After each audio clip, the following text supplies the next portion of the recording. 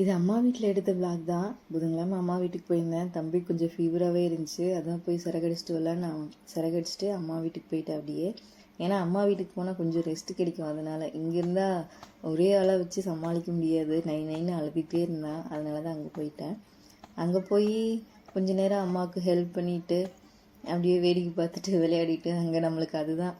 அங்கே போனாலே முக்கியமாக எங்கள் அம்மா எனக்கு பண்ணுற ஒரே விஷயம், தலைக்கு நல்லா எண்ணெய் தேய்ச்சி தலை செய்ய விடுவாங்க. ஏன்னா நான் இங்கே இருக்க வரைக்கும் கண்டுக்கவே மாட்டேன், டேக் கேர் பண்ணிக்கவே மாட்டேன். அங்கே போனால் அம்மாவோட ஃபஸ்ட்டு வேலை அதுதான்.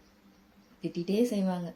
ஒரு நாள் கூட என்ன ஒழுக்கமாக வைக்க மாட்டேங்கிற, எங்கிட்ட இருந்த வரைக்கும் முடி எப்படி இருந்துச்சு, இப்போ எப்படி பண்ணி வச்சுருக்கேன்னு திட்டிகிட்டே செய்வாங்க. அது கொஞ்சம் நல்லாயிருக்கும். நம்மளையே ஒருத்தர் டேக் கேர் பண்ணிக்கிறாங்கும் போது நல்லாயிருக்கும்.